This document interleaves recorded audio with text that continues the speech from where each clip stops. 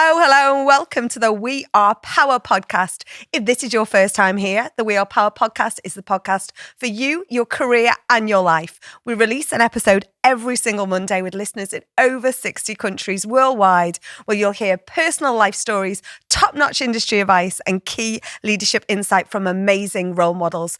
As We Are Power is the umbrella brand to Northern Empowerment Awards, which celebrates hundreds of female role models and advocates every year.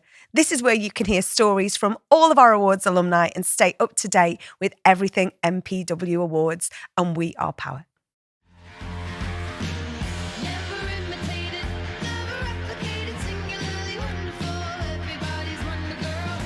Hello, welcome to the podcast. Today, I am delighted to be joined by Kirsty Murphy MBE. Welcome to the podcast. Thank you for having me. Now, you talk about your career being like a rock climbing wall, is that right? That's right, yeah. How are we going to speed talk through this? Because, everyone's going to know, like, you're the first female, or the only female pilot in the Red Arrows. Yeah, so far. Wow. like super, impressive. How did you get from here to there? So I started off, to be honest, when I joined the Red Arrow, I joined the Air Force when I wanted to join the Air Force from about the age of 11 or 12, actually. But at no point was the Red Arrows on my radar at all for that. I just wanted to join the Air Force, be a fast jet pilot, be on the front line. And that was my kind of ambition. It was only actually once I was on the front line and I walked out of the office that we were in at the time, and on the wall opposite was basically an advert saying taking applications for this year's Red Arrows team. And I went to look at it because there's some requirements you have to fulfill. And I went down that list of requirements and went, I could apply to be the Red Arrows. I've got all those things. And walked off down the corridor, like laughing almost. And then there was that little seed in my brain went, so I could actually be a Red Arrows pilot. And then that kind of grew and grew, and I couldn't let go of it. So, ended up applying. But yeah, totally wasn't part of the plan at any point. Did you ever have a plan? I know you said from 11 that's what you wanted to do, but what point did it manifest? Because you got family connection. Was your dad That's in right, the yeah. So I was lucky in that the reason I wanted to join the Air Force was definitely because of my dad, not because I thought he was going to make it easy. It was, and I'm a real believer of this, it's just because I saw it. I saw my dad and his friends who were normal human beings. They weren't godlike in any way, as much as I obviously love my dad and think he's a god. But that good backfill there. Yeah, just in case he listens. It was realistic. I saw people doing it. It wasn't something that I didn't understand or couldn't even see a route to get to. It's relatable, right? So again, exactly that. So you can't be what you can't see. I could see it every day of my life. So that basically introduced me to the Air Force and the idea that maybe it might be something I want to do. And I was lucky in the summer holidays. I used to go to work with Dad when I was on holiday and Mum and Dad were still working.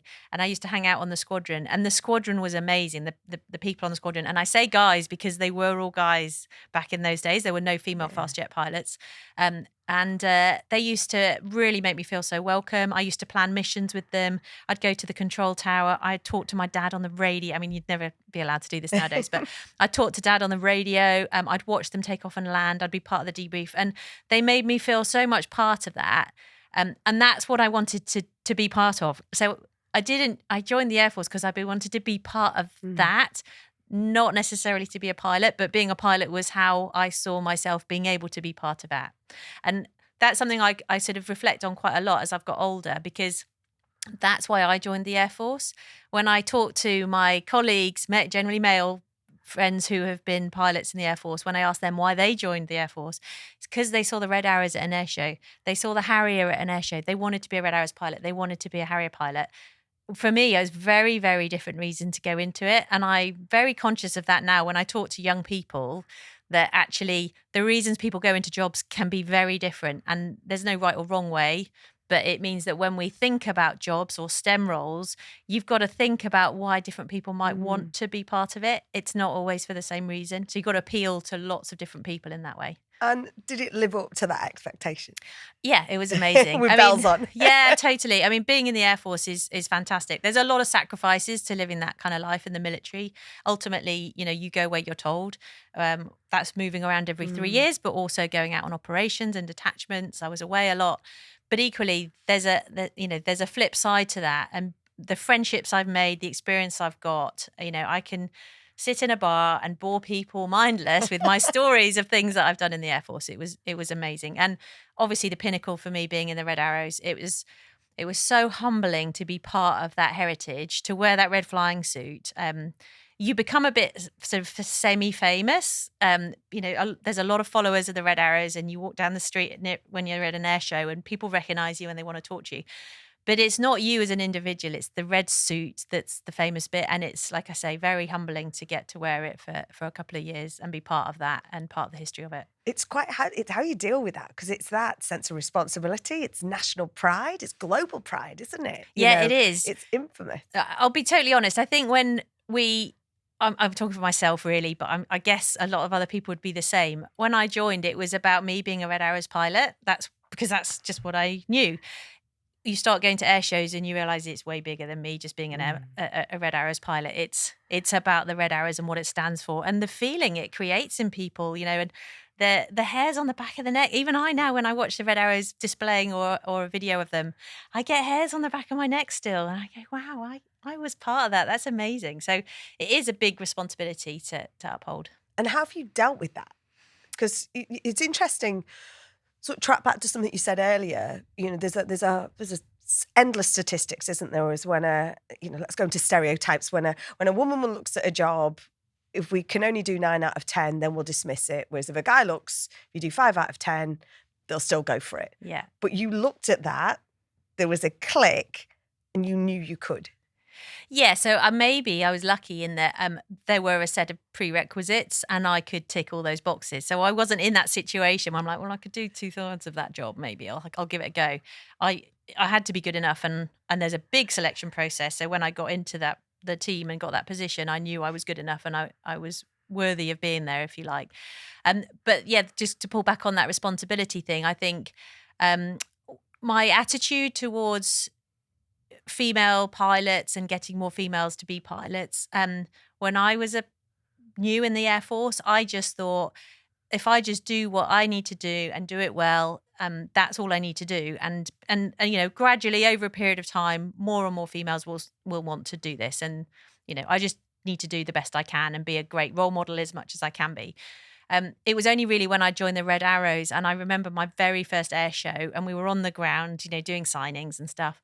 And I heard this, Kirsty. And I looked up and these 3 girls literally were running towards me, and they literally jumped on me. And a couple of them had ginger hair, which obviously really touched me, because although I'm a bit blonder or grayer now, but I was quite ginger in those days. And they jumped on me and they're like, we want to be Red Arrows pilots, Kirsty. And I thought, oh my God, they've never had a female to say that to before. I suddenly feel quite responsible about that. And then the mum walked up and she went, oh, you don't want to do a job like that, girls. And I thought, wow, that's their home saying that to them. And the expectation is that girls shouldn't do jobs like that.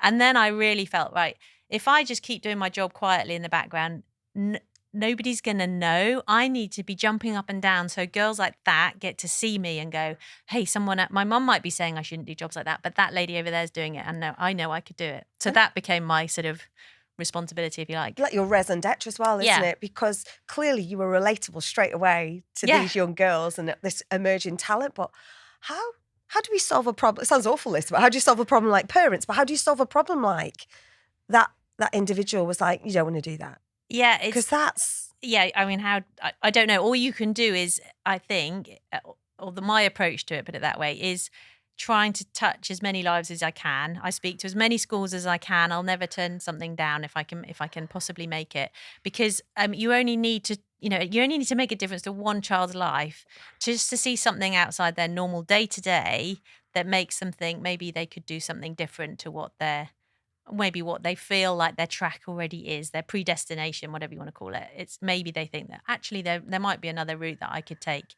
and step outside of what is comfortable and my normal kind of home life or background. And that's not just girls, boys thing. I'm talking about, social economic groups, how backgrounds, where people are coming from, and things that they're just outside their normal day-to-day life, really. So raising aspirations of young people is something I feel really strongly about. And it's creating those opportunities that go with it, and even just seeing you in action and being approachable to chat. Yeah. It's free, right? Yeah, exactly. I mean, I was super lucky. My dad was in the Air Force. I got to experience it firsthand. Lots of children don't get that opportunity, but I can go to schools and I have a little PowerPoint presentation with photos of like a day in the life of a pilot.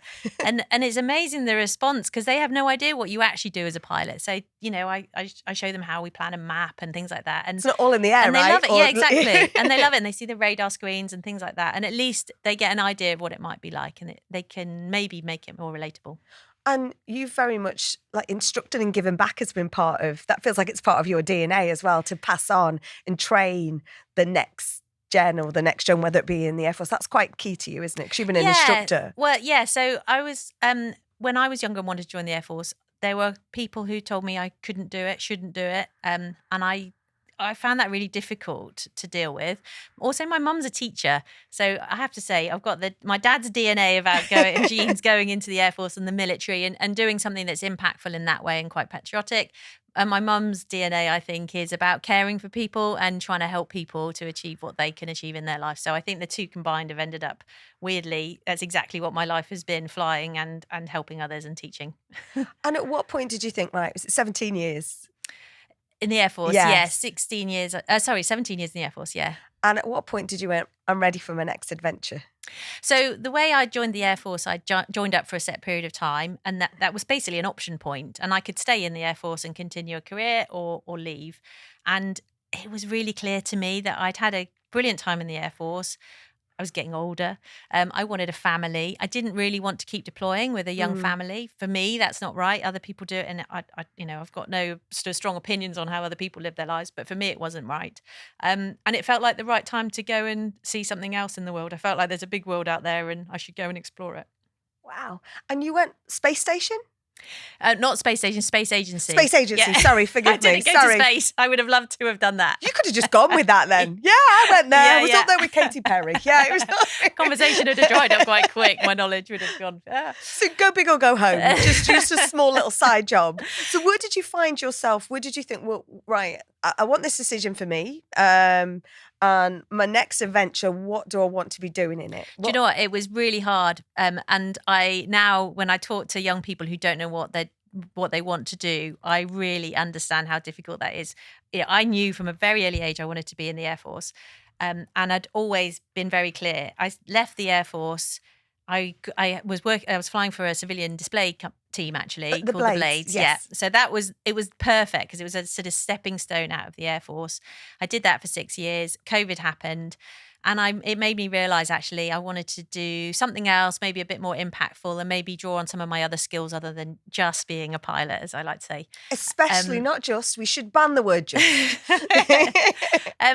But it was really hard. I'm like, well, I know I have loads of skills, but what could I do that's going to be impactful? So I actually initially just thought, well, I've got project management qualifications.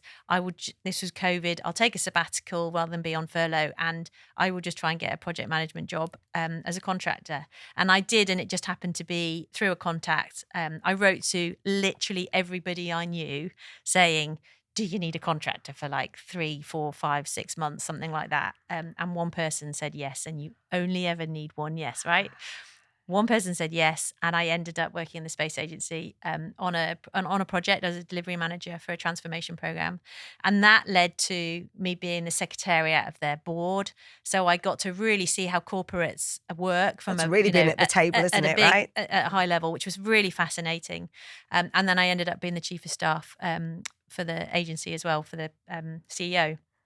So all of that, suddenly I had a feeling of like, okay, now I know what I'm interested in. It's definitely still tech for me. I want to look to the future. I like the innovation and that kind of stuff. And then I found this job in the Connected Places Catapult. Again, I realized it was a business I was really interested in, linked to transport, innovation and tech, but I didn't know what I could do in it. So I basically got myself a job. I got my foot in the door, and then I've been there 3 years now, and every year I've changed role, not because everyone's pushing me out of my roles, But I keep finding, there's something else I could find out more about. And I've kind of been developing myself within the business, and I'm now running accelerator programs, and I'm super happy doing it. It's brilliant. And it's interesting. Innovation is really key. Obviously, we've been partnering with Connected Places Catapult for a few years now, and we've really worked around we've changed actually. We have as part of our Northern Power Women Awards, we have one of the categories which is about inclusive innovation, and it is trying to re-educate. So if you think about you talking to young talent in schools or in academia, I think sometimes there can be this perception about innovation. Is it a lab coat? Is it a drone? Innovation comes in so many forms, and so we very much focus with CPC sort of talking about what's human focus, what's the human centered approach to innovation, and what's that sort of tech for good. It's not just one thing, is it? No, exactly. It's very easy to focus on the sort of technology, widgets, the solution, the thing, whatever it is, whether it's an autonomous a vessel that I was looking at last week that runs off hybrid and electric, and that in itself is brilliant. But actually, it's bigger than that. It's about this company's based in Plymouth. It's about the jobs that company's creating in Plymouth. It's also about the skills that are now coming into the area, because if you end up in a little innovation centre down in Plymouth, now lots of other maritime companies are coming into the area. That's raising the skill level in the area, and also attracting other innovative companies and green hydrogen and things like that. So the impact of a single thing is quite impressive, and the social value of that, not just the piece of tech that means we're going to decarbonize. It's much broader than that, and that's what I find quite exciting, and also makes me feel like I'm doing something that's impactful, not just helping the planet and decarbonizing, but actually it reaches much further than that.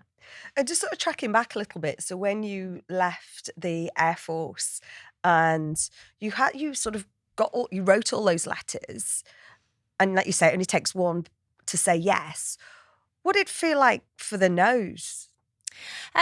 And how did you deal with it? Yeah, it's when you look at my career in the Air Force in particular, and my biog, if you like, I did this, and I flew in the Red Arrows, and I was an instructor, and it all looks like some kind of really successful route, and everything just sort of got handed to me on a plate, and it really wasn't like that. So I think from the word go, the very first time I applied to the Air Force, they told me to go away.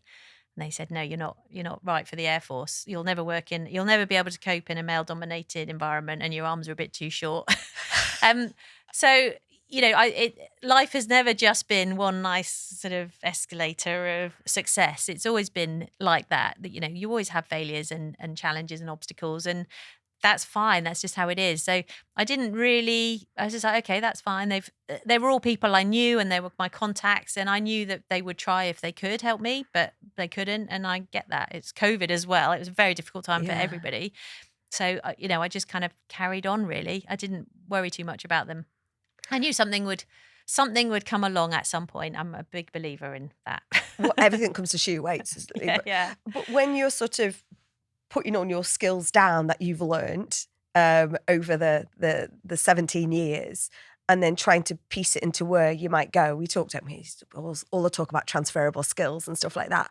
At what point, even probably now, are you still thinking, I'm still using that? I reflect back to my just short of 8 years in the Royal Navy, and I came out and I was very much hospitality events. I know it took me a long time to realise the connectivity back with the service. Yeah.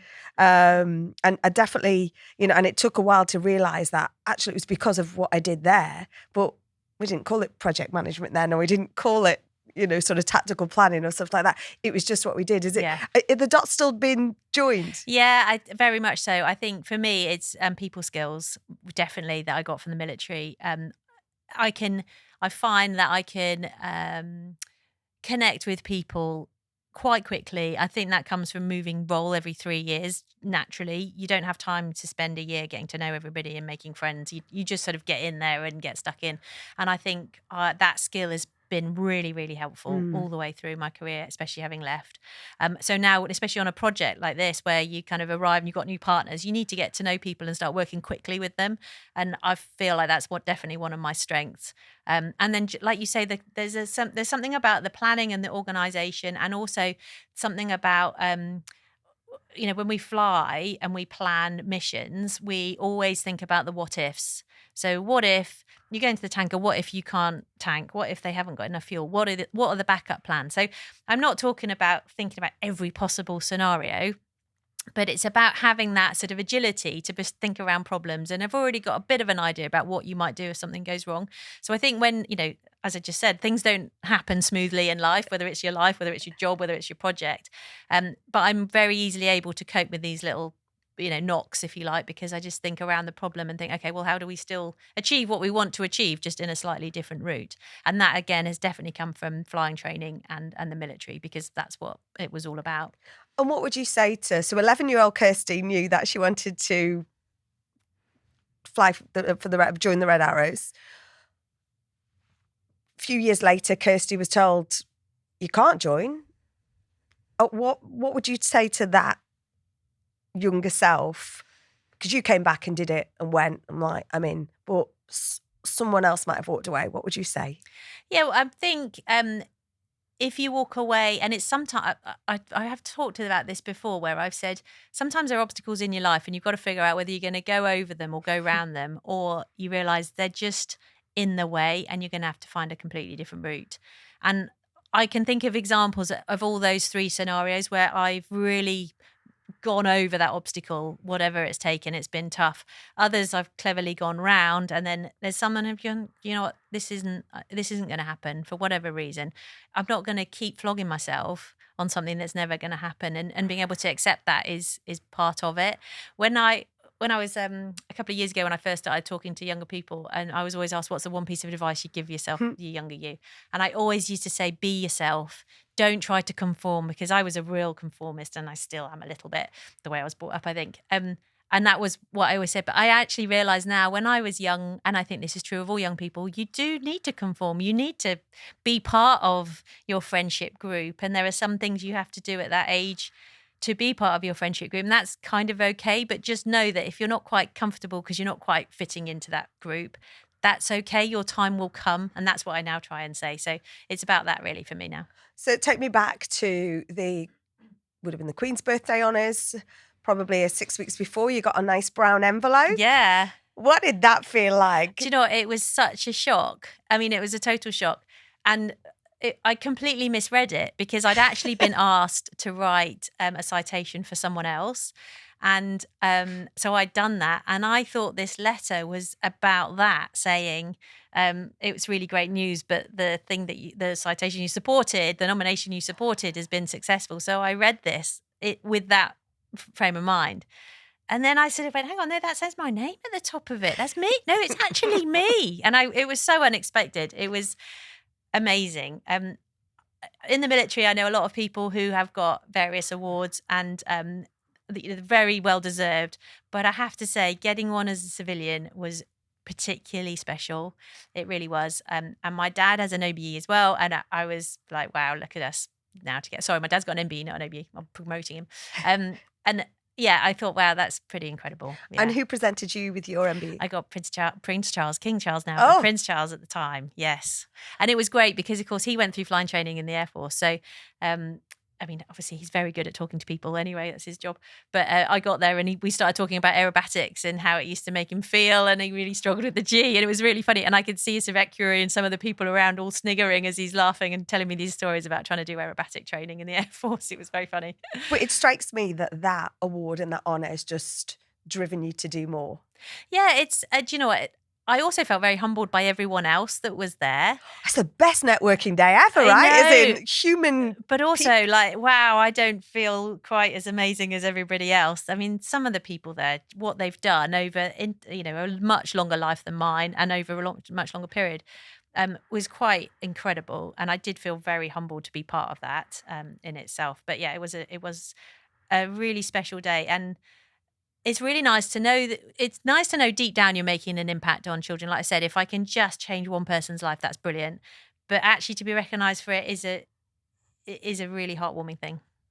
And what are you excited about? You've talked about the innovation and the tech and what's new coming forward. Is that what keeps driving you, and that's what this role is like motivating you now? Yeah. Accelerating your ambition. Very good. I love the way you got that in. I'll be completely honest, it's still the people thing. I love dealing with people and tech. And this job and innovation isn't just about a new toy that we need to sell and commercialize. It's about the people surrounding that toy and that story. And that's what I love about my job. I get to meet, partners. I get to meet the SMEs and the small companies, the innovators, the people within the Catapult, and pulling all those people together. The Catapult is very much a convener of all those different organizations and government and academia. And to be in a place where I get to do all that, it's literally my strength. So I love it. But it's the impact that makes. One of my first job at the service was working in sort of economic development. By collaborating as a mass, almost, so to speak, it impacts on the economy, the hospitality industry, the travel industry. That's exactly what you're doing when you were talking about sort of creating something down in Plymouth. It impacts on skills, impacts on how we can develop people. So that's on young talent, experienced talent, and the stakeholder and the supply chain that goes with it. That's what's exciting about innovation, isn't it? It really is. And I was contacted literally yesterday on LinkedIn because I'd done a post about the trip down to Plymouth, and someone had contacted me because they'd supplied the green hydrogen for that trial, for the sea trials that are coming on. And they were a small company themselves. So again, it was, it was great to be able to connect with them, and then hopefully we can use them again in the future on other projects. And, so it's all those little connections and putting the right people together and having those great conversations that actually bear fruit. And how would you describe yourself in 3 words?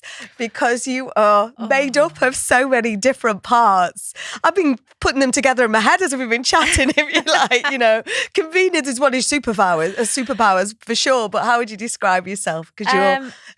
that's really tricky. I would definitely say, I've already said it a few times already, people-focused. Definitely. Hyphenated, you can have that. Go on. Thank you. Yeah, otherwise that would be 2, wouldn't it? You've really got me now. Mindful. I think life's really important and you mustn't waste it. And proud. Amazing. Kirsty, thank you so much for joining me on the couch today. We've covered a lot of ground, haven't we? A lot of airspace, a lot of ground, a lot of tech, but all driven by humans. Yeah, absolutely. That's the thing that is clearly in your heart that makes you you. Yeah. And thank you for being you. Thank you for being inspiration. I think it can be an overused word, but it is. Do you know what you are? You are energizing, and your enthusiasm is infectious. Thank you so much for joining us. It's a pleasure. Thank you for having me. Thank you. Subscribe on YouTube, Apple, Amazon Music, Spotify, or wherever you get your podcasts. Leave us a review or follow us on socials. We are power_net on Insta, TikTok and Twitter. Or We Are Power on LinkedIn, Facebook. And We Are _power on YouTube.